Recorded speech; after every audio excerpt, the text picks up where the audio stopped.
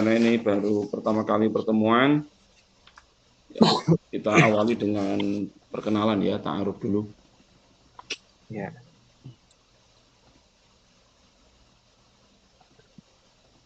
Nama saya Edi Musofa. Ya, nama saya Edi Musofa.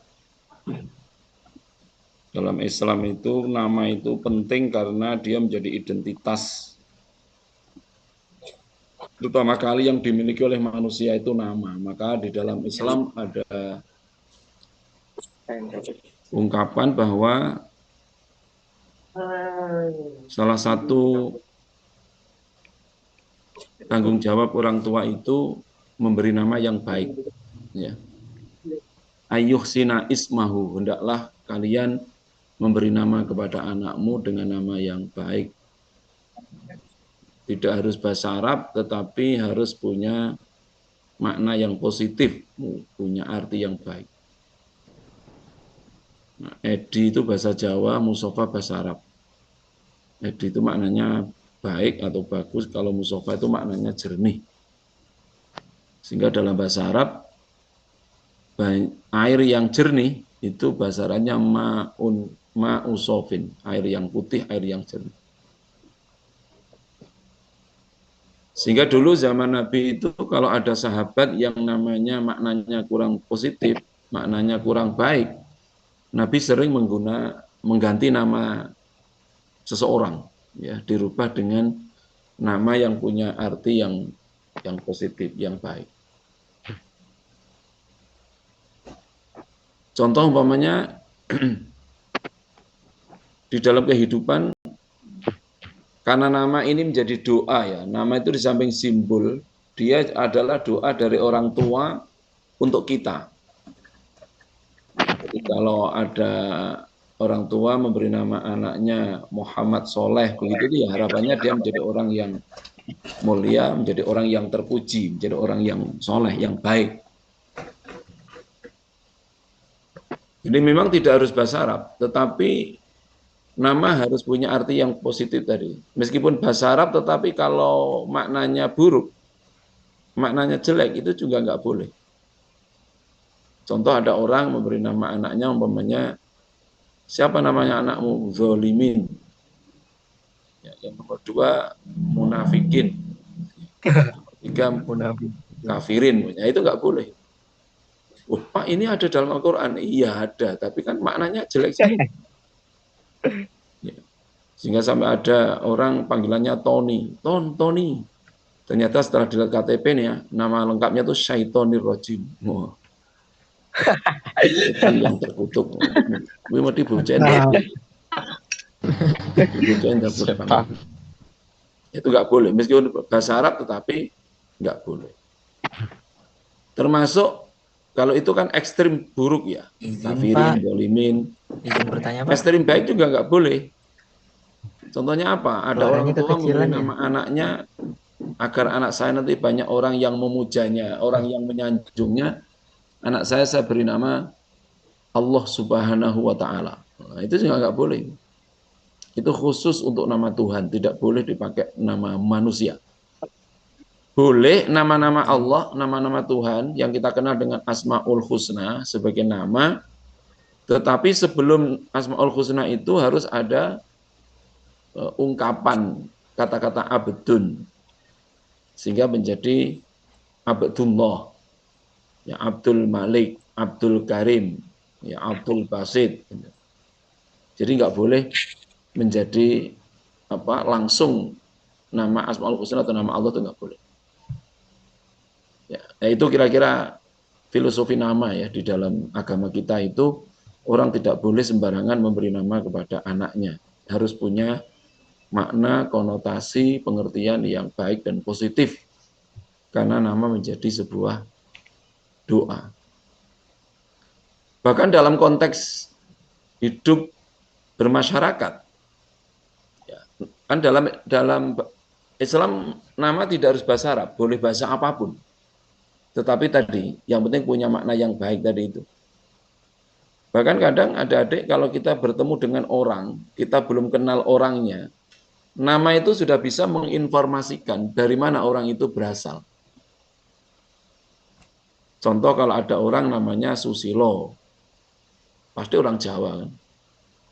Kalau ada orang namanya Ujang, Endang, Asep, kita belum tahu orang itu dari mana. Kita sudah bisa mengasosiasikan dia berasal dari Jawa Barat. Kalau ada orang namanya Sitorus, Harahap, pasti ini orang Batak. Kalau ada orang namanya Ida Bagus, Gede, apa nih gitu ya. Oh ini pasti orang Bali. Ya itu kira-kira nama bisa mengidentifikasi dari mana orang itu berasal. Tapi dalam Islam, nama itu diharapkan menjadi nama yang lintas negara, bahkan lintas suku, lintas kekerabatan. Tetapi dengan nama itu, kita pendengar itu bisa memastikan bahwa pemiliknya seorang Muslim. Contoh, ada orang namanya Muhammad Ali. Ya. Itu nama boleh menjadi menjadi nama orang Arab, orang India, orang Indonesia. Bahkan di Amerika ada orang namanya Muhammad Ali. Ya. Petinju legendaris itu. Tapi dengan nama itu menginformasikan kepada kita bahwa bisa dipastikan pemiliknya seorang Muslim. Kenapa? Dari namanya. Nah, sehingga dari sinilah maka Rasulullah Shallallahu Alaihi Wasallam itu memberikan satu hadis kepada orang tua. Orang tua punya kewajiban untuk ayuh sina ismahu, memberi nama yang baik kepada anak-anaknya. Ya itu ya dari aspek nama ya adik. Jadi nama saya Edi Musofa. Kemudian tempat lahir saya di Blitar, 25 bulan 2, 1969. Jadi saya sudah setengah abad lebih. Ya. Dari adik-adik ada yang dari Jawa Timur ya. Ya orang mencari ilmu itu di mana saja. Kemudian yang berikutnya, alamat saya di Jogja ini adik-adik, kalau ada yang adik teman-teman rumahnya Yogyakarta, terutama kota, saya di Tompean, Tegarjo, nomor 72 Yogyakarta. Ya, kalau jalan besarnya itu namanya Jalan Cokroaminoto. Tepatnya itu baratnya Stasiun Tugu. Dari Stasiun Tugu ya kurang lebih 1 kilo lah. Sehingga kalau dari rumah saya ini adik-adik, saya biasanya juga masuk offline di kelas. Dari rumah saya ini ke Amikom, kurang lebih ya mungkin bisa 11 kiloan lah kurang lebih, arah barat. Amikom itu kan masuk Sleman. Ya. Kecamatannya apa? Depok ya, Depok apa Maguwarjo itu. Tapi yang jelas Sleman.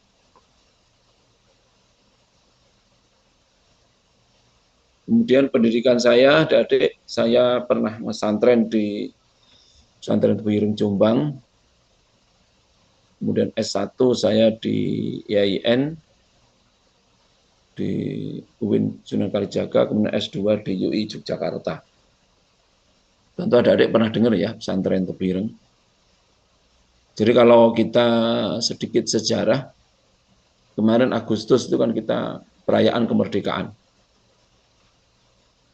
Pesantren Tebuireng ini pernah punya andil jasa besar pada tahun 45. Kita ingat adik-adik Bung Karno itu kan proklamasi 17 Agustus 45. Ya, Agustus. Itu bulan September Sekutu sudah datang. Dan tentara Belanda Nika itu ingin masuk kembali ke Indonesia. Padahal Indonesia sudah merdeka. Maka kemudian Bung Karno itu mengutus utusan untuk datang ke Tebuireng ini, ke pesantren Tebuireng. Dulu kiainya namanya Kiai Haji Muhammad Hashim Asy'ari. Ya. Ini kakeknya Gus Dur. Kalau Anda pernah dengar Gus Dur, ya Gus Dur itu presiden keempat. Ya. Bung Karno, Pak Harto, Habibie, terus Gus Dur. Jadi ada utusan dari Bung Karno datang ke Tebuireng untuk menanyakan tentang kondisi negara yang sedang genting ini. Maka kata Bung Karno, apa hukum membela negara? Ya, apa hukum membela negara? Sehingga pada bulan Oktober, Agustus, September, Oktober, tanggal 21 dan 22 Oktober 45, Kiai Hashim ini mengundang kiai-kiai se-Jawa Madura untuk rapat di Surabaya. Ya, pada tanggal 21 22 Oktober. Keluarlah dalam sejarah apa yang kita kenal namanya resolusi jihad. Ya, resolusi jihad. Apa isi resolusi jihad itu? Isinya adalah satu, membela negara hukumnya fardu ain. Kewajiban setiap individual, setiap orang, bukan fardu kifayah. Ya, mungkin adik-adik masih ingat kalau kita belajar fikih dasar itu ada namanya fardu kifayah, ada namanya fardu ain. Kalau fardu kifayah itu kewajiban kolektif seperti orang merawat jenazah, memandikan, mengkafani, mensolati, menguburkan, itu namanya fardu kifayah. Kalau sudah ada orang yang melaksanakan, maka yang lain sudah gugur kewajiban. Kalau fardu ain, itu persis seperti sholat harian, sholat wajib. Nah, itu isi resolusi jihad. Yang kedua, isi resolusi jihad itu apa? Isinya adalah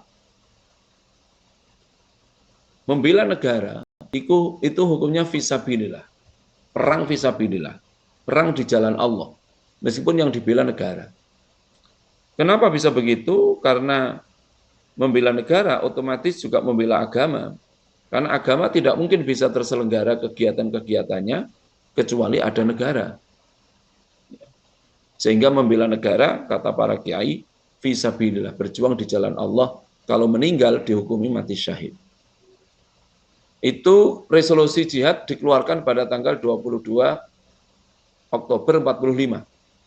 Bahkan kemudian dimuat di KR di Jogja sini, Koran Jogja itu pada 26 Oktober, 4 hari setelah keputusan. Nah, dari resolusi jihad inilah adik-adik yang dikeluarkan oleh Kiai Hashim, pendiri pesantren Tebireng ini, kemudian menimbulkan semangat yang luar biasa di kalangan umat Islam, khususnya di kalangan santri, untuk memberikan perlawanan kepada penjajah, kepada sekutu dan Belanda. Puncaknya adalah terjadinya perang hebat, perang dahsyat pada bulan berikutnya, yaitu November. Ya, yaitu puncaknya pada tanggal 10 November, di mana di Surabaya terjadi perang untuk anak-anak Surabaya, arek-arek Surabaya itu dikomandoi seorang anak muda namanya Bung Tomo. Ya, beliau berpidato melalui radio, membakar semangat arek-arek Surabaya bukan hanya dengan pekik merdeka, tetapi juga dengan kalimat Allahu Akbar. Nah, kalimat Allahu Akbar yang disampaikan oleh Bung Tomo itu diajarkan, diperintahkan oleh Kiai Hashim, pendiri pesantren Tebireng ini. Makanya karena dahsyatnya perang pada saat itu, pemerintah menetapkan setiap tanggal 10 November diperingati sebagai Hari Pahlawan. Ya, sebagai Hari Pahlawan. Nah, sejak tahun 2015, adik-adik, pemerintah mengapresiasi, memberikan penghargaan kepada kaum muslimin, para kaum alim ulama, para santri. Ya, setiap tanggal 22 Oktober, ada yang tahu hari apa?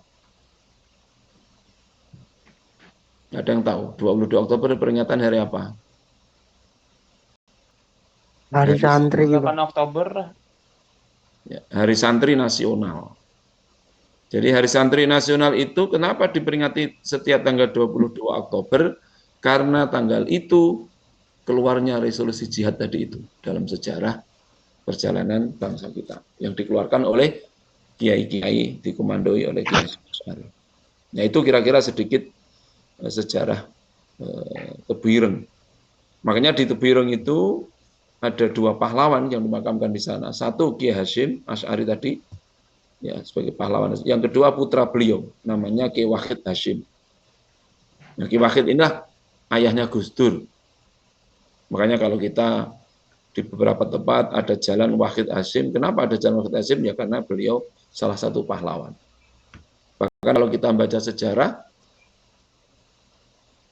tim perumus Pancasila 9 orang ya yang dulu membuat Pancasila, merumuskan, menyusun termasuk Undang-Undang Dasar 45, itu ada namanya tim 9, itu salah satunya adalah Ki Wahid Hasyim, putranya Ki Hasyim Asy'ari tadi itu.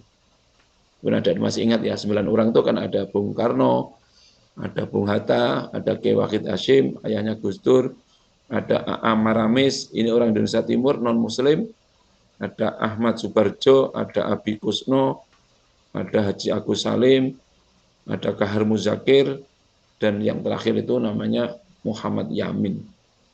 Itu 9 tokoh perumus Pancasila dan Undang-Undang Dasar 45. Nah itu kira-kira ya, ada sejarah tentang Tebireng terkait dengan perjalanan bangsa kita dalam perjuangan. Kemudian status saya ada adik, saya suami dari 1 istri dan ayah dari 3 anak.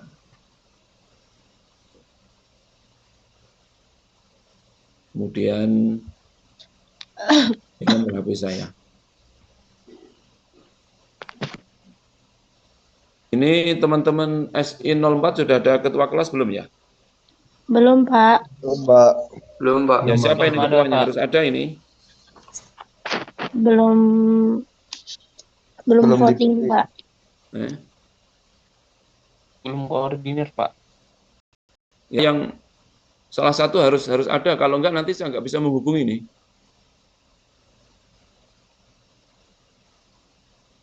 Siapa yuk? Ada yang mau jadi ketua enggak? Ada yang mengajukan diri? Mengajukan Nggak diri apa-apa. siapa gitu? Atau saya tunjuk aja. Panji. Yang kemarin waktu acara ospek, ketika acara ospek yang apa ya, yang semangat, yang punya motivasi siapa?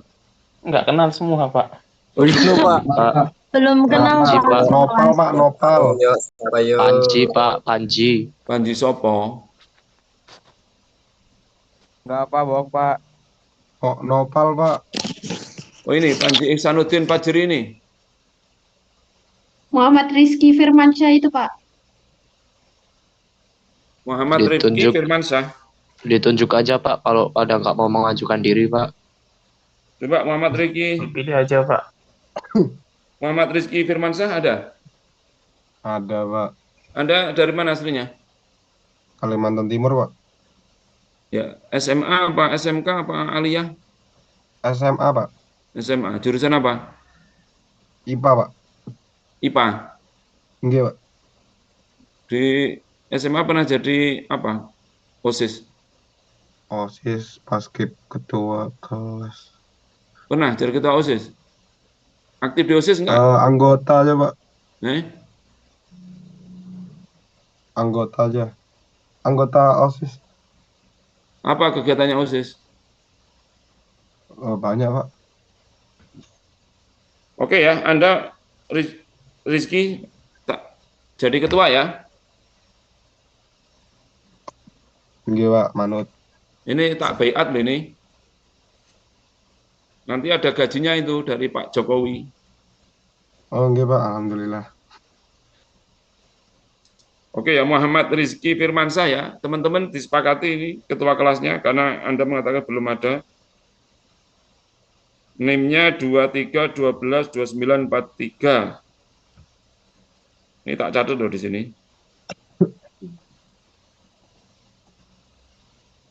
Tok, sepakat.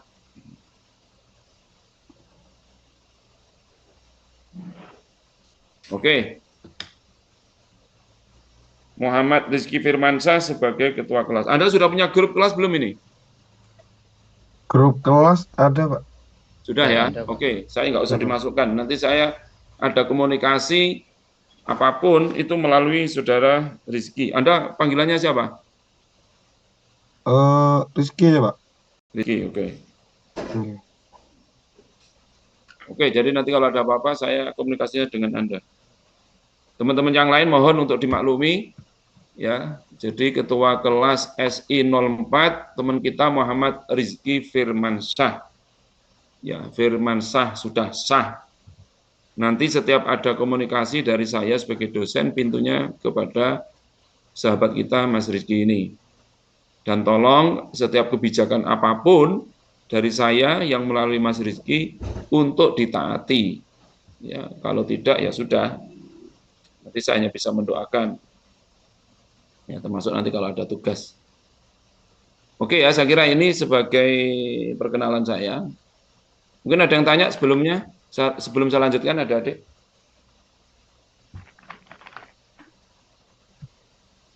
Pepi, monggo Pepi. Apa ya? Mau tanya enggak? Kalau enggak ya enggak apa-apa. Nggak ada, Pak. Oke, kita lanjut ya. Pak, Ya, apa? saya mau tanya Pak, kalau misalnya keterlambatan tuh gimana Pak? Terlambatan gimana? Terlambat masuk kelas tuh gimana? Ada sanksinya atau apa? Terlambat masuk Zoom. Ya bisa Zoom atau apa gitu Pak? Peraturannya lah Pak. Ya ada dong. Kalau Anda maunya masuk begini. Ini saya juga megang presensi manual ya. Jadi saya punya catatan lengkap dari nama-nama Anda semua. Ya. Sehingga tolong kalau memang betul-betul terlambat, nanti kalau Anda belum presensi, nanti tulis di chat ya. Atau nanti japri saya tadi itu. Coba saya kembalikan lagi Jadi tolong nomor HP saya ini dicatat ya. Nanti kalau ada apa-apa Anda bisa langsung ke saya. Ya. Tentang apa tadi telat atau kemudian izin, ya sebutkan nama, kelas, dan NIM ya. Kelasnya apa? SI04. Pak, saya SI04. Nama Edi Musofa, NIM sekian. Maaf hari ini tidak bisa masuk karena apa gitu. Silakan lewat Japri nanti saya catat. Jadi tolong adik-adik nomor HP saya bisa dicatat. Oke, kira-kira gitu ya. Ya, Pak. Kemudian selanjutnya ini kewajiban Anda, nanti juga ada kewajiban dosen, kewajiban mahasiswa itu apa saja? 1. Menyiapkan diri untuk mengikuti kegiatan perkuliahan yang diselenggarakan sebanyak 14 kali pertemuan. Kalau ingin terbantu mendapat nilai yang baik, minimal masuk kuliah 80%. Minimal. Ya. Jadi tolong adik-adik diperhatikan, kalau ingin dapat nilai yang baik, yang positif, maka minimal Anda masuk kuliah. Kemudian kalau ada uzur, ada halangan, ya uzur itu halangan, mohon untuk izin. Tadi sudah saya sampaikan, sebutkan nama, name, kelas, dan alasannya. Dan ini kan biasa normal, Pak, saya nggak bisa masuk Zoom, ikut Zoom, kenapa? Mungkin karena sakit umpamanya ya. Mungkin ada keperluan pulang ke kampung halaman yang ketika di sana juga tidak bisa mengikuti Zoom. Ya sebenarnya kuliah seperti ini ya, bagi saya Zoom ini ya ada plus minusnya ya. Saya semester kemarin ngajar agama di Amikom itu offline. Memang offline lebih efektif ya, kita bisa bertemu langsung. Ya, kemudian kondisi kelas itu lebih memungkinkan untuk bisa interaktifnya bisa lebih maksimal gitu ya. Ya, kalau Zoom kan kemudahannya Anda bisa kuliah dari mana saja. Ya, dari kos-kosan, kalau Anda pulang mungkin juga bisa mengikuti dari rumah, di kampung halaman. Ya. Jadi itu ya, yang pertama ini adik-adik tolong menyiapkan diri untuk mengikuti kegiatan perkuliahan yang diselenggarakan. Jadi nanti total pertemuan kita kurang lebih 14 kali pertemuan. Kalau Anda ingin dapat nilai yang baik, ya minimal Anda mengikuti kuliah 80%. Dan kalau Anda uzur, mohon untuk izin. Ya sebutkan nama, NIM, kelas, dan alasannya apa. Yang kedua, adik-adik wajib menghidupkan kamera selama perkuliahan berlangsung.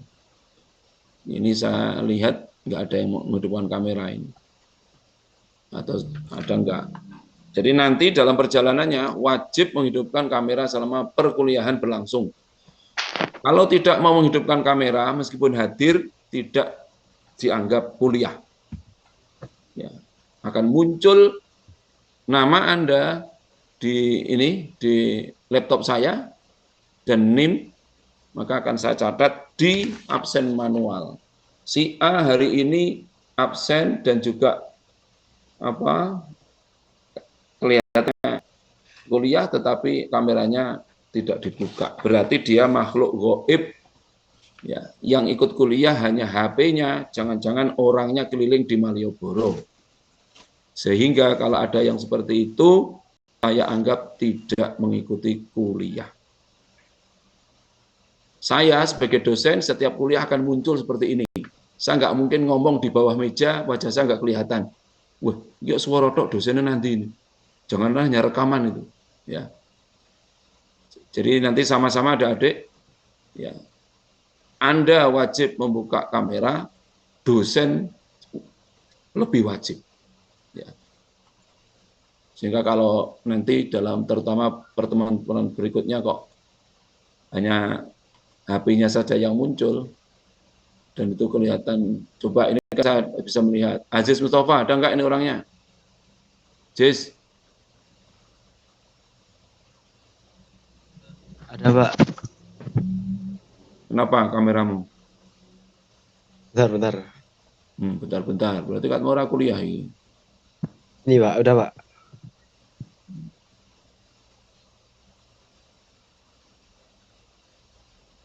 Kamu dari mana aslinya, Aziz? Dari Kulon Progo. Sekarang posisi Di rumah. nggak ada kuliah offline, Bang? Tadi pagi. Udah pulang. Wisnu, oke. Wisnu, Dalam Pak, kamu posisi di mana itu? baru di jalan Pak. Niat kuliah ora ya? Iya Pak, baru di jalan soalnya Pak, ini baru mau pulang. No kondi. Dari kosnya teman Pak. Nah, seperti ini begini ini saya termasuk kurang sepakat ya. Iya Pak. Jadi ini kan pertemuan pertama, dari tolong tadi kan itu menyiapkan diri untuk mengikuti kegiatan perkuliahan itu artinya Anda juga sudah siap. Oh, ini jam 1.20 saya ada kuliah Zoom. Anda harus sudah menyiapkan diri di kos-kosan atau di mana gitu. Masa kuliah nang dhuwur sepeda motor? Gue tabrak komburi piye ya, Mbak? Saya di belakang Pak, yang di depan teman Pak. Oh, iya. Pokoknya harus disiapkan. Saya nggak mau Anda kuliah di jalanan itu. Mesti ramah Iya banget. Pak. Iya Pak.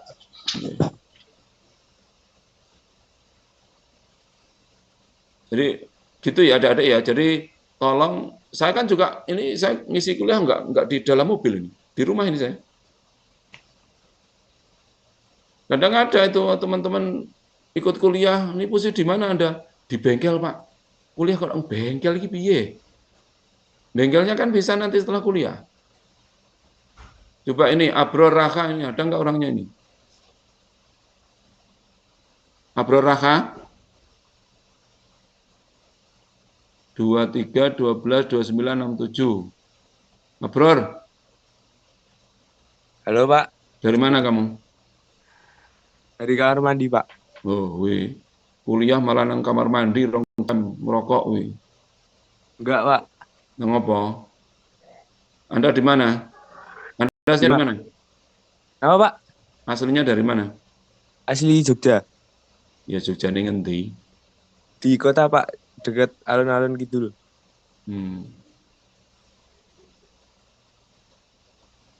Nikola Susilo, ada nggak ini orangnya?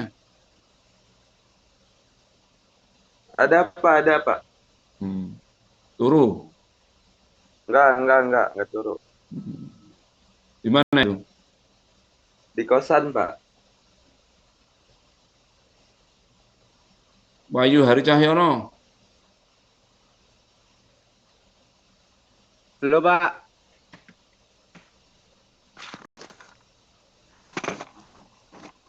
di rumah Pak. Rio, ada nggak Rio? Pepi Anggraini. Di kamar, Pak.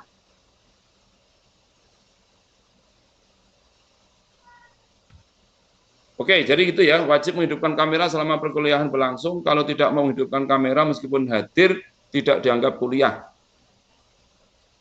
Saya juga begitu. Kalau nanti saya tidak menghidupkan kamera, saya juga dianggap tidak memberikan perkuliahan. Oke. Yang kedua, wajib menampilkan nama asli dan nomor induk mahasiswa. Ya, jadi tolong di kamera Anda itu adik-adik, ya, nama, kadang kan ada namanya itu bukan nama dirinya, jadi pakai zoomnya temannya ternyata ini. Jadi nama asli dan NIM tolong dicantumkan untuk memudahkan.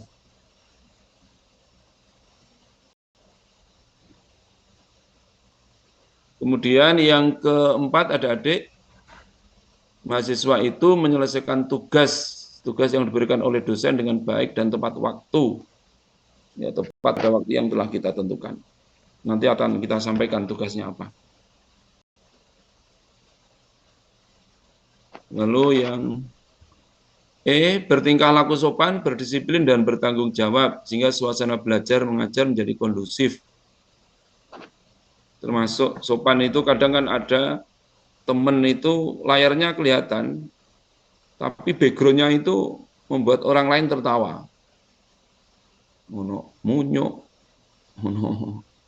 Ya, pokoknya lucu-lucu itu loh, ya itu jangan, nggak boleh.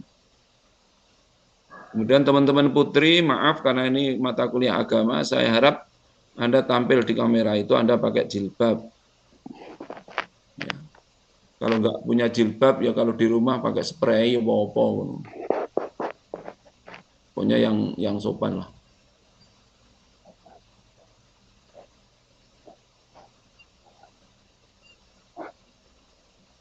Wahyu Hari Cahyono ora kena wajah kok opo kok gelap itu. Kamu di mana itu?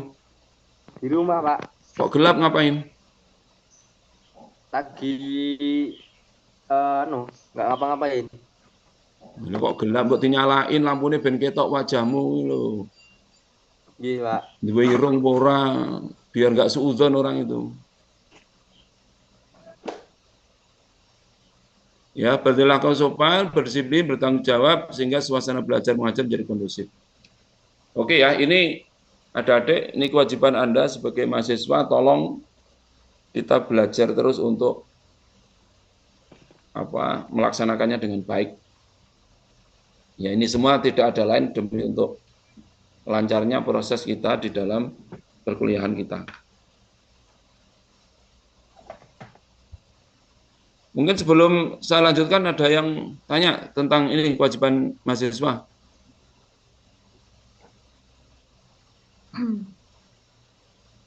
Ada ya? Ataya, Fauziah mau tanya? Pak, enggak Pak. Enggak. Baik. Sekarang kewajiban dosen. Satu, mengajar sesuai dengan mata kuliah. Ya, mata kuliah kita ini mata kuliah agama. Ya. Agama Islam, bukan agama Nasrani, apalagi agama Yahudi. Ya, mengajar sesuai dengan mata kuliah. Mata kuliah kita adalah mata kuliah agama Islam, atau kadang juga disebut etika Muslim. Yang kedua, dosen itu harus menyampaikan materi dengan jelas. Ya, intonasinya, kalimatnya, ya, pembahasannya.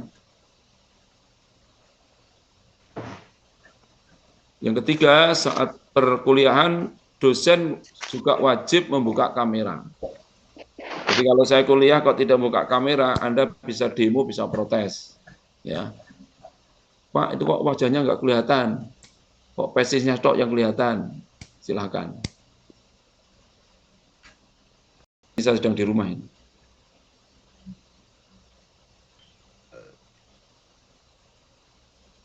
Dosen itu harus berkepribadian, ramah, sabar, pemaaf, dan bersedia mendengar usulan mahasiswa. Ya, nanti kalau ada usulan apa terkait dengan kuliah kita ini, monggo disilahkan. Jadi, sebagaimana tadi saya sampaikan, memang kuliah online ini ada plus minusnya. Ya. Sehingga kalau ada sesuatu bisa disampaikan ya adik-adik. Kemudian dosen itu harus interaktif dan komunikatif. Makanya tadi saya ada nggak yang mau tanya, ada nggak yang mungkin usul apa begitu. Tadi nggak ada yang keberatan ya dengan kewajiban mahasiswa tadi? Mungkin ada yang keberatan? Tidak ada, Pak. Enggak, Pak. Enggak, Pak. Nggak apa-apa, Pak. Saya itu kalau kelihatan wajah saya lama-lama apa gitu ya, wajah saya berubah ya. Tambah ganteng. Oke ya, interaktif dan komunikatif. Kemudian dosen itu menjadi uswah hasanah bagi mahasiswa. Adik-adik tahu apa uswah hasanah? Ratu Permata, apa uswah hasanah?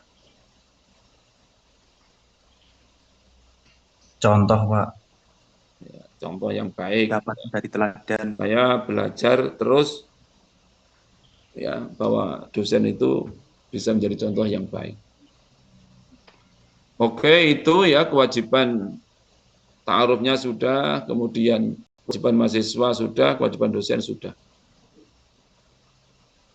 Nah, sekarang adik-adik, tadi kita sudah menunjuk saudara Muhammad Rizky sebagai ketua kelas. Sekarang kita masuk kepada tugas Anda ya.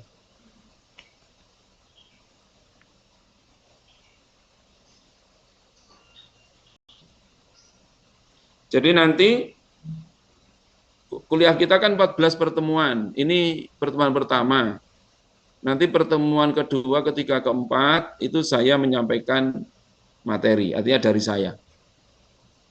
Dan nanti pada pertemuan kelima, keenam, ketujuh, dan seterusnya sampai ke-14 itu nanti teman-teman yang presentasi diskusi ya, presentasi diskusi. Nah, ini akan saya sampaikan tema-tema diskusi kita.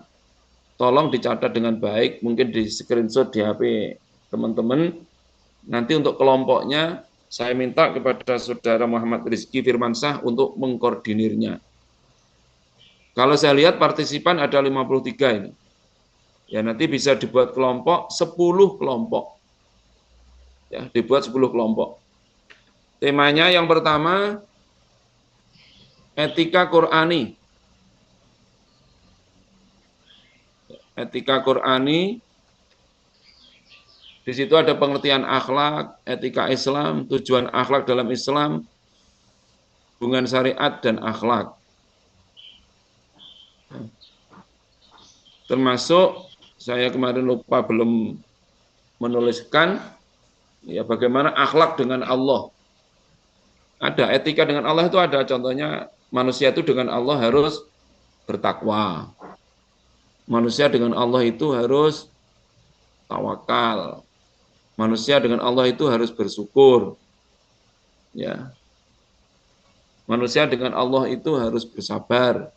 Nah, itu tolong itu juga menjadi bagian. Juga akhlak kepada sesama. Ya, akhlak kepada sesama itu apa? Tidak boleh sombong. Ya, tidak boleh hasad, dengki, tidak boleh suudzon, itu akhlak kepada sesama. Jadi hablum minallah juga ada hablum minannas.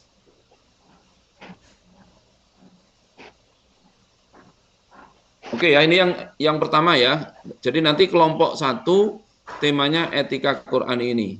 Ya, jadi di situ ada pengertian akhlak, etika Islam, tujuan akhlak dalam Islam, hubungan syariat dengan akhlak, dan tadi tentang akhlak kepada Allah, kepada sesama manusia, tolong untuk dicatat itu. Yang nanti dapat tema ini tolong untuk ditambahkan. Tema yang kedua, konsep jihad dalam Islam. Ya. Konsep jihad dalam Islam. Pengertian jihad. Jadi apakah jihad itu hanya maknanya perang? Bagaimana kalau jihad dalam konteks sekarang? Ya, kalau dulu tadi saya contohkan zaman penjajah itu perang. Maka di situ ada pengertian jihad, etika jihad dalam Islam. Nah, ada jihad dalam konteks kekinian. Ya. Kan banyak sekarang dalam konteks. Sekarang kan sudah tidak ada jihad fisik. Yang ada nanti adalah apa? Jihad melawan kebodohan, jihad melawan kemiskinan, jihad melawan keterbelakangan. Ya. Nah, itu nanti harus menjadi topik dari tema yang kedua ini.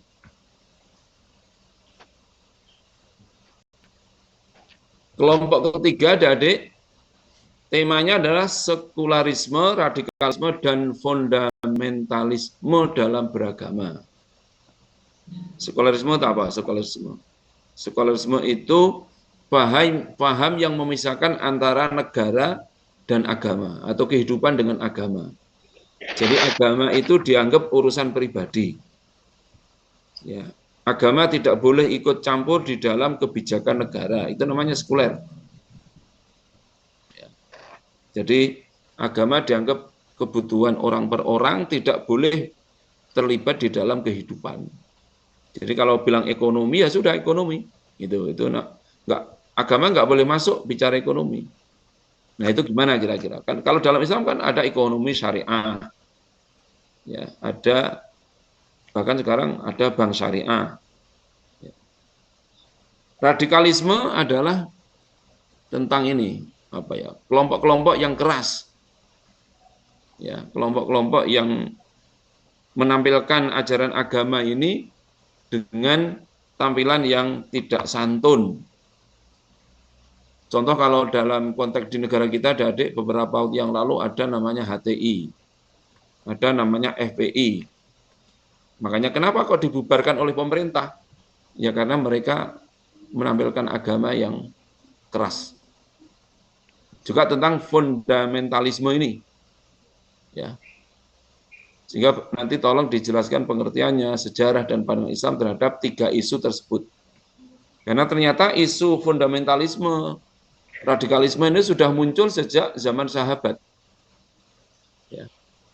Contoh adik sedikit, zaman Nabi setelah Rasulullah meninggal itu kan digantikan oleh Abu Bakar As-Siddiq. Abu Bakar meninggal diganti oleh Umar. Umar diganti oleh Utsman. Tapi Sayyidina Umar itu meninggal dengan dibunuh. Kemudian diganti Sayyidina Utsman. Utsman juga meninggal dibunuh. Diganti oleh Sayyidina Ali. Sayyidina Ali juga meninggal dibunuh. Jadi 4 pengganti Rasulullah yang kita kenal dengan Khulafaur Rasyidin atau Khulafaur Rasyidun, itu yang 3 itu meninggal dengan cara dibunuh. Dan itu akibat perilaku radikalisme. Ya, tindak kekerasan, dan itu atas nama agama. Ya, atas nama agama. Ya, sehingga dalam konteks di Indonesia ini kan menjadi penting. Dan sampai hari ini kan ada kelompok-kelompok yang radikal seperti itu.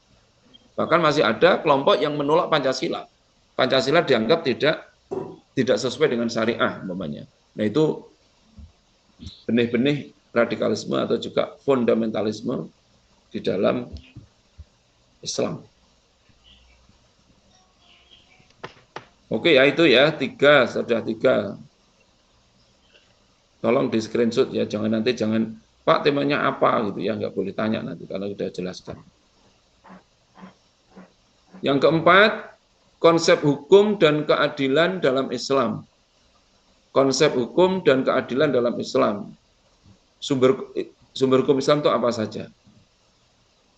Kemudian pengertian adil. Ini kalau dalam konteks negara, sila terakhir itu kan keadilan sosial bagi seluruh rakyat Indonesia. Nah, itu bagaimana kita melihat tentang konsep adil itu. Kadang hukum itu kan seperti pisau, tajam ke bawah, tumpul ke atas. Jadi kalau yang melakukan pelanggaran hukum orang kecil, itu hukum berlaku apa adanya. Tapi ketika hukum menyentuh orang-orang elit, kadang tumpul. Ya, seperti pisau, ke atas tumpul, ke bawah tajam. Kenapa bisa tumpul? Karena ada relasi, ada saling menyogok, mempengaruhi jaksa, mempengaruhi hakim. Nah, itu namanya hukum tidak bisa berlaku dengan apa adanya. Termasuk kemudian nanti kontribusi Islam terhadap aturan hukum dan perundang-undangan di Indonesia. Indonesia ini kan bukan negara agama, tapi juga bukan negara sekuler. Tetapi adik-adik, kalau kita kaji, kita baca, banyak produk-produk hukum yang diinisiasi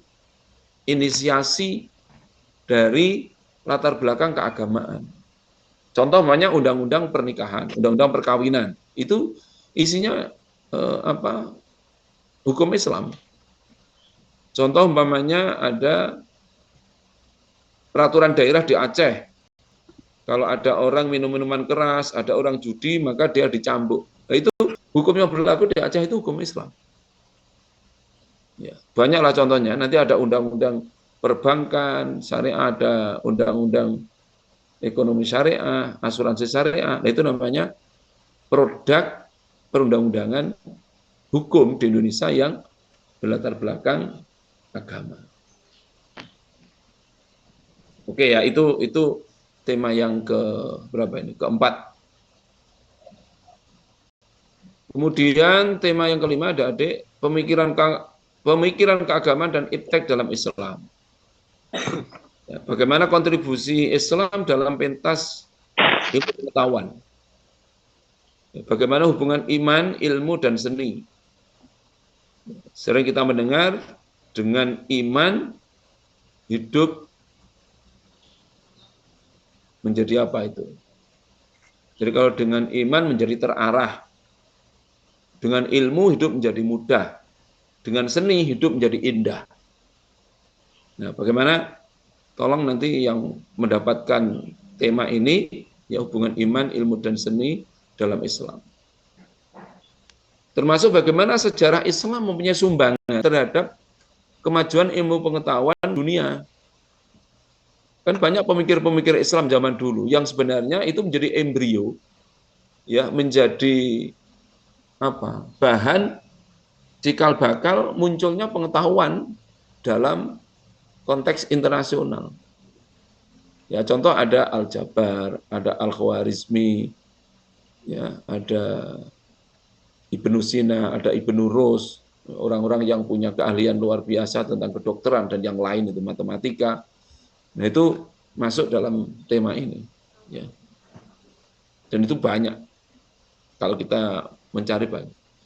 Termasuk kemudian isu Islam terhadap isu sains kontemporer sekarang. Bagaimana Islam melihat kemajuan ilmu pengetahuan sekarang? Termasuk kenapa sih yang maju itu kok negara-negara Eropa?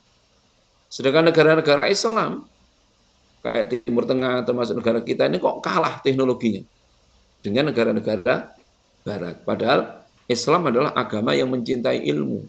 Islam adalah agama yang selalu memotivasi umatnya untuk belajar dan mengembangkan pengetahuan. Ya. Nah, itu masuk pada tema ini. Ya. Kemudian yang keenam, adik-adik, kedudukan dan isu gender dalam Islam. Di dalamnya nanti bisa dijelaskan bagaimana pandangan Islam terhadap LGBT, ya. Masih ingat LGBT ya? Apa LGBT? Lutfi, LGBT apa Lutfi? Itu penyimpangan Pak, kalau menurut saya Pak. Ya, enggak, itu Pak kepanjangannya apa LGBT? Belum pernah nyari sih Pak. Woy. Kurang tahu saya. Masa belum pernah dengar? Kalau jawab Pak. Apa Wisnu apa? Mohon bantuannya Pak. Jenis Pak atau pelangi Pak? Enggak, itu loh kepanjangannya LGBT itu apa? Saya tahu Pak. Kepanjangannya, aku kira LGBT Pak. Loh, LGBT itu tuh lesbi, gay, biseksual, transgender. Ya, jadi lesbi, gay, biseksual, transgender ini kan juga marak itu. Bahkan mereka di Indonesia ini kalau di luar negeri punya organisasi, di Indonesia juga ada organisasinya. Kelompok mereka ini bahkan menginginkan mereka itu disahkan oleh negara.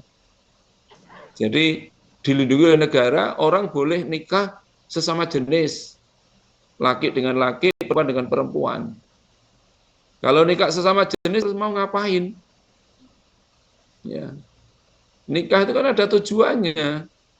Bukan hanya untuk rekreasi, tapi nikah itu ada tujuan reproduksi dalam Islam itu. Makanya nikah itu untuk apa nikah? Nikah itu ya untuk agar punya keturunan. Makanya kalau dalam kajian itu kan ada namanya orientasi seksual manusia. Orientasi seksual manusia itu ada istilah apa itu? Heteroseksual, kemudian ada homoseksual, ada biseksual. Ya. Ada heteroseksual, apa artinya hetero? Orang tertarik dengan lawan jenis, laki dengan perempuan, itu namanya heteroseksual. Yang kedua disebut homoseksual, orang tertarik hanya dengan sesama jenis, laki-laki dengan laki-laki, perempuan dengan perempuan. Dan yang ketiga itu apa? Yang ketiga adalah biseksual. Biseksual itu orang bisa tertarik dengan lawan jenis, juga bisa tertarik dengan sesama jenis. Ya, jadi dengan lawan jenis, oke. Dengan sesama jenis, oke. Berarti kanan kiri, oke. Ya, itu namanya biseksual. Nah, yang diizinkan oleh Islam itu hanya yang pertama, yang heteroseksual. Yang orang itu hanya tertarik dengan yang lawan jenis. Kenapa? Karena dengan lawan jenis itu ada maksud dan tujuannya. Dalam bahasa agama disebut dengan litawaludi, untuk agar bisa punya keturunan. Ya. Untuk apa bisa keturunan? Tujuannya listimroril hayat, untuk keberlangsungan kehidupan. Kalau nanti orang nikah sesama jenis, laki dengan laki, perempuan dengan perempuan, nggak mungkin bisa punya anak. Makanya di luar negeri ini adik-adik, sudah ada negara yang mengesahkan nikah sesama jenis. Nah kalau itu kemudian menjadi kecenderungan banyak orang, nanti negara itu lama-lama nggak punya penduduk. Ya, contoh yang dekat dengan kita, di Singapura saja, itu negaranya itu masih kekurangan generasi. Ya, di Jepang itu juga banyak orang anak muda nggak mau nikah, nggak mau punya keturunan. Demikian juga di negara-negara Eropa ya. Karena nikah itu dianggap ribet, nikah itu dianggap merepotkan, punya anak dianggap ribet. Akhirnya mereka apa? Untuk menghibur diri, membeli binatang, beli anjing, beli kucing, bahkan kucing anjing diberi pakaian, diajak main ke mall. Itu karena dia punya pandangan seperti itu. Nah itu bagaimana pandangan Islam tentang LGBT ini. Di Indonesia juga ada organisasinya dan menuntut atas nama demokrasi dan hak asasi manusia, mereka disahkan, dilegalkan. Nah, itu kira-kira menurut Anda gimana itu? Ya, nanti yang tema ini ya. Termasuk kemudian emansipasi wanita dalam pandangan Islam. Ya kalau sekarang sudah lumayan lah ya. Jadi Islam itu sangat apresiatif juga dengan kaum perempuan gitu ya. Karena ada adik di Afghanistan. Afghanistan itu kan negara yang dikuasai oleh komunitas muslim, namanya kelompok Taliban atau Taliban. Itu mereka punya anggapan perempuan nggak boleh sekolah. Perempuan nggak boleh kerja di publik. Perempuan hanya untuk di domestik, di rumah tangga, tidak boleh keluar. Nah, itu kan ngeri itu. Ada negara dikuasai oleh kelompok muslim, tetapi pandangan keagamannya seperti itu.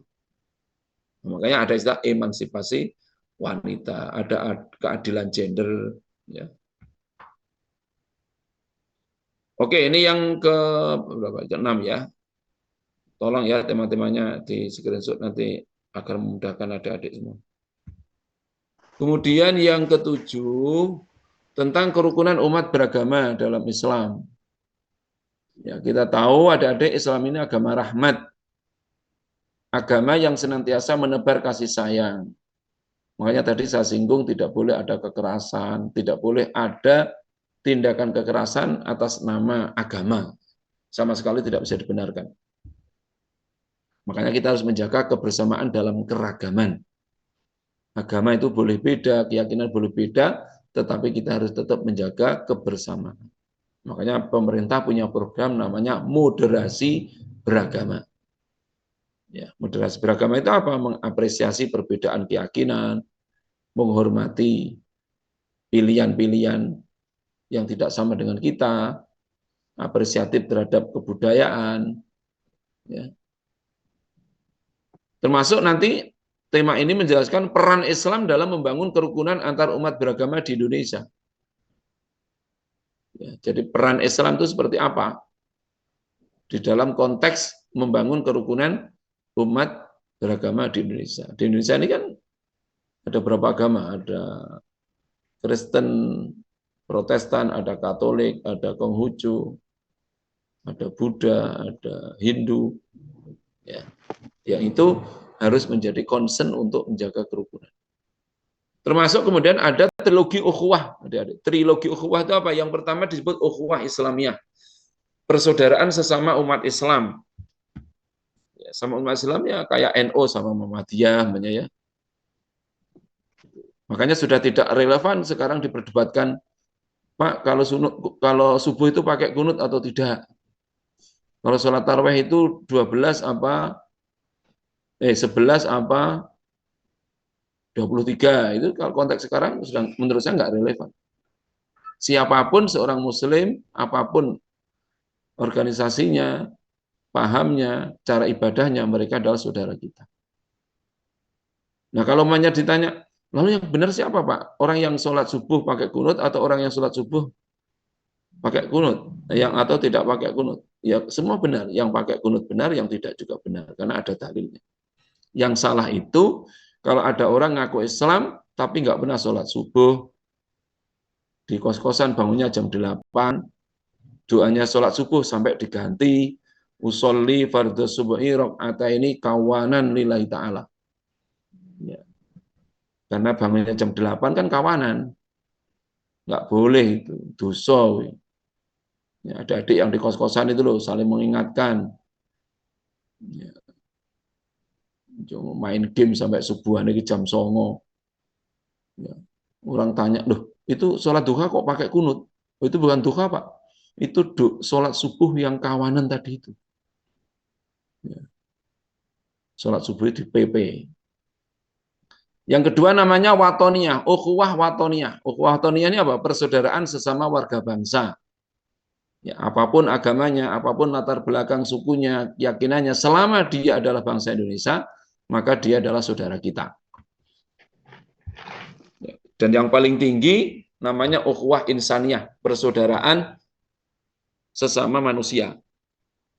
Ya, sesama manusia itu ya siapapun dari manapun negaranya, kalau dia manusia, sesama makhluk Allah bernama manusia, kita harus menghargainya. Dia juga saudara kita. Oke, ini yang ketujuh ya, adik-adik ya. Dan yang kedelapan, konsep takdir dan eskatologis dalam Islam. Eskatologis itu akhirat. Eskatologis itu maknanya akhirat. Jadi di dalam tema yang ke-8 ini, teman-teman adik-adik memberikan penjelasan bagaimana pengertian takdir dan nasib. Gimana sih dalam Islam itu kok ada istilah takdir, bahkan takdir ini jadi rukun iman. Ya orang kan sering itu, wah kemarin kecelakaan, wah takdir. Kemarin ribut di media sosial, itu kok Anies tiba-tiba kok gandeng dengan Caimin, kemarin katanya dengan AHY. Itu ada yang bilang, wow takdir. Ya, takdirnya seperti itu. Nah, takdir itu apa? Bagaimana juga kaitannya dengan nasib? Bagaimana dengan ikhtiar? Ya, dengan ikhtiar. Kemudian konsep eskatologi Islam. Konsep eskatologi itu maksudnya adalah kenapa masih ada hidup setelah hidup ini, setelah dunia ini. Jadi eskatologi itu akhirat, ya maknanya. Jadi, bagaimana kita bisa menjelaskan bahwa besok itu masih ada kehidupan? Katanya ada hari kiamat, nanti ada neraka, ada surga. Nah surga itu di mana? Saiki nang ndi? Dengan kampus UGM sebelah mana? Dengan kampus Amikom sebelah mana surga itu? Lalu makna kehidupan dan kematian dalam Islam. Ya, hidup ini sebenarnya untuk apa sih? Ya, kita ini kan dari mana, sekarang di mana, nanti akan kemana. pasti setiap orang nanti akan menuju kepada kematian. Nah, itu namanya terkait dengan eskatologis, ya, tentang akhirat. Baik, dan yang nomor 9, ini problemnya juga masih sampai hari ini adik-adik di negara kita ini terkait dengan korupsi dalam ajaran Islam. Bagaimana pengertian korupsi? Lalu korupsi dalam pandangan Islam, kemudian analisis kritis korupsi di negara Indonesia kita ini. Karena sampai hari ini salah satu problem kita negara itu adalah tindakan perilaku koruptif. Ya, bahkan kemarin sekarang masih proses hukum, kalau adik-adik mengikuti, itu ada seorang menteri, ya sekarang masih proses hukum, diduga korupsi tidak kurang dari 8 triliun. 8 triliun itu kan sama dengan 8.000 miliar. Ya 8.000 miliar. Itu kalau dibelikan dawet, wah itu banjir besar Amikom dan sekitarnya itu. Anda bisa berenang sambil ngombe dawet karo mangan cendol. Ya. Nah itu kan negara kita ini masih banyak problem termasuk korupsi. Makanya ada KPK. KPK itu kalau kita lihat, KPK itu kan lembaga hukum. Ya, Komisi Pemberantasan Korupsi. Itu namanya sebenarnya lembaga ad hoc. Lembaga ad hoc itu lembaga sementara. Karena sebenarnya lembaga hukum sudah ada kepolisian, ada kejaksaan, ada pengadilan. Tapi kenapa harus ada KPK? Itu karena menjadi darurat. Ya, korupsi itu di Indonesia sudah dianggap darurat. Oke, kemudian kelompok terakhir adik-adik, sejarah perkembangan Islam di Indonesia. Ya, bagaimana sejarah masuknya Islam, aliran dan pemikiran Islam di Indonesia. Kemudian bagaimana muncul organisasi keagamaan di Indonesia, kok ada Muhammadiyah, ada NU, ada Persis, apalagi Al-Irsyad dan yang lain.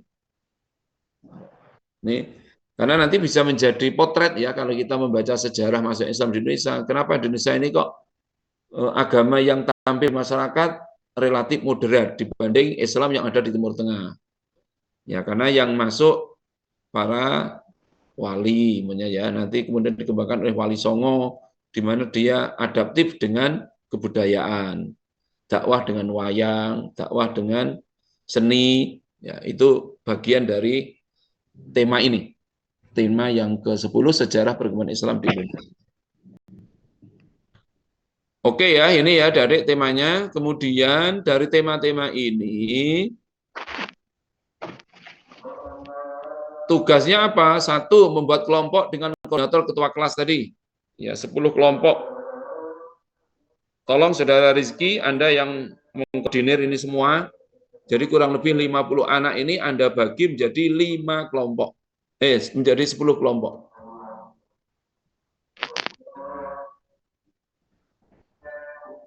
Kemudian yang kedua, setelah kelompoknya jadi, membuat makalah dengan isi atau konten sesuai dengan topik atau tema tadi itu. Berapa? 10 halaman. Kemudian di halaman sampul, adik-adik, itu dicantumkan nama dan NIM. Ya. Jadi umpamanya kelompok 1 tadi, etika Qur'ani, anggotanya siapa saja, ya, katakanlah 5 orang umpamanya. Si A, si B, nah itu tolong nama lengkap dan NIM, jangan sampai keliru. Disampul. Jadi 10 halaman ini kontennya loh ya, 10 halaman ini konten dan isinya, bukan termasuk sampul. Ya. Kadang maaf ya, ada tuh kemarin beberapa teman itu membuat makalah itu ya sekedarnya. Kadang 10 halaman tapi isinya hanya 3 halaman. Jadi 10 halaman ini tolong ini hanya isinya, bukan termasuk sampul dan termasuk kata pengantar ini.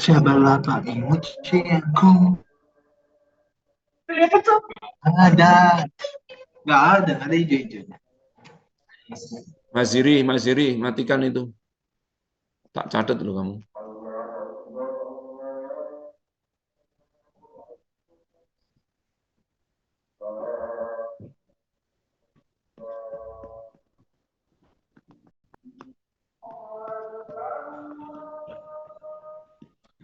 La ilaha illallah Muhammad Rasulullah ta'wa tatama sholatil qawmah ati sayyidina Muhammad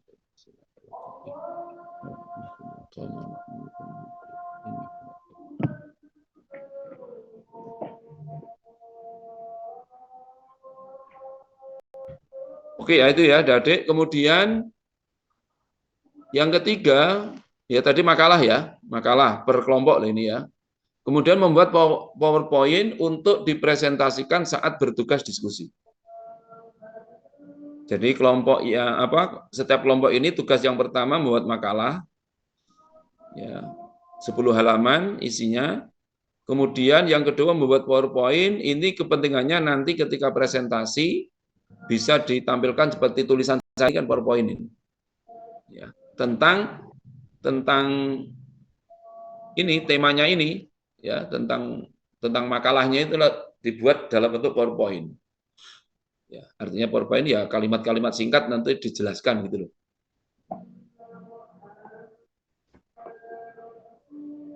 Kemudian kalau ada mahasiswa yang tidak ikut kelompok, ya tolong ini Saudara Rizky, Ketua kelas, kalau ada mahasiswa yang tidak ikut kelompok, maka dianggap tidak melaksanakan tugas dari dosen. Jadi nanti kalau Anda sudah mengingatkan di grup, atau Anda sudah membuat grup, lalu ada anak yang tidak aktif, tidak peduli, ya udah biarkan. Ya, berarti memang dia tidak ingin kuliah dan dia tidak ingin untuk mendapatkan nilai dari mata kuliah ini. Dan nanti akan saya coret kalau ada anak yang memang tidak mau. Bagi saya nggak apa-apa sih, bagi saya nggak apa-apa. Oh, yang butuh kuliah kan ada adik sendiri, bukan saya gitu ya. Jadi kalau ada yang nggak mau, nggak peduli, dan itu terjadi. Sudah ada kelompok, dia ikut kelompok, dia nggak pernah peduli dengan kelompoknya itu. Kemudian grupnya lapor, Pak ini nggak pernah ikut, oke, ya saya tandai namanya. Bahkan sampai semester selesai, dia itu nggak ikut kelompok, nggak pernah lapor. Sehingga maaf adik-adik, kalau hari ini, sore ini ada teman yang tidak ikut kuliah, tolong ini disampaikan. Kalau nanti sampai akhir kuliah, ternyata dia nggak ikut kelompok, saya anggap tidak melaksanakan tugas. Ya, kalau nggak melaksanakan tugas, ya saya hanya bisa berdoa semoga selamat sampai tujuan, itu aja. Oke, sampai sini ada yang bertanya?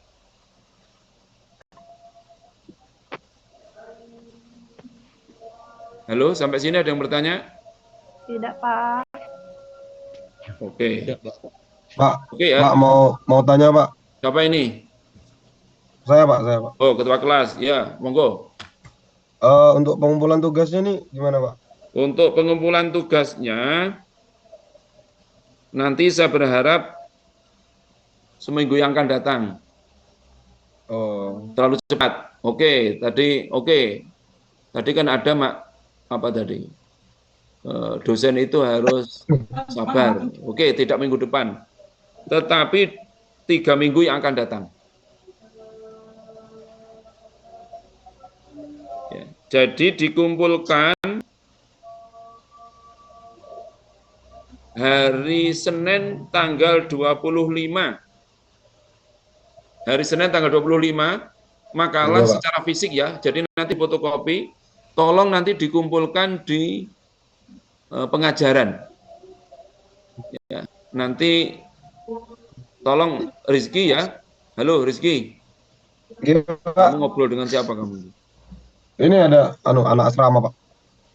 Jadi nanti tolong secara fisik dikumpulkan.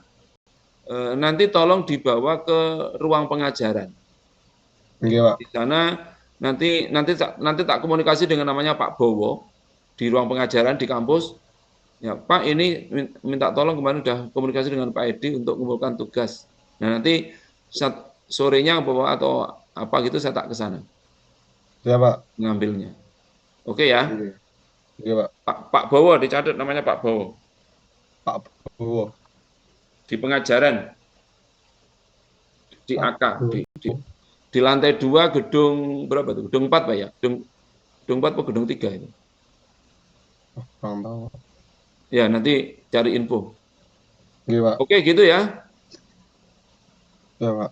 Yang lain ada?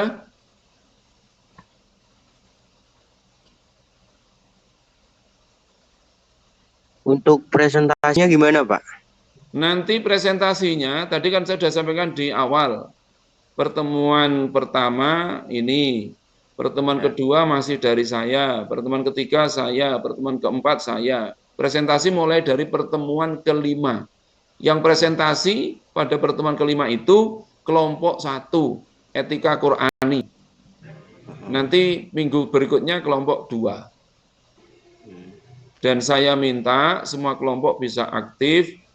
Nah, nanti setelah presentasi, saya minta semua yang ada di ruang Zoom itu bisa memberikan pertanyaan. Nanti saya catat yang tanya siapa, termasuk pertanyaannya apa, kan saya catat semua. Nanti kelompok itu yang menjawab. Dan yang tolong yang menjawab juga bukan hanya 1 orang. Kadang kelompoknya anak 5, yang jawab si A terus, yang lain itu hanya pendiam dan pengawal. Duduk manis. Ya, nanti harus bisa rata begitulah. Itu. Ada lagi yang tanya? Cukup ya? Cukup, Pak. Rizky, Ya, Pak. nomor HP-mu berapa, Rizky? Atau Anda kan sudah nyatet nomor HP saya. Udah, Pak. Rizky. Nanti tolong saya Udah, di Japri ya. Oh, enggak, Pak. Ya. Baik, saya kira ini adik-adik, teman-teman semua, pertemuan pertama, alhamdulillah berjalan dengan lancar. Kita tetap semangat, semoga adik-adik menjadi anak muda yang produktif, generasi muda Muslim, akan mendapatkan kemudahan-kemudahan dalam hidup, menjadi orang yang mulia dunia, mulia akhirat, Amin. sukses dunia, sukses akhirat, bahagia dunia, bahagia akhirat. Terima kasih.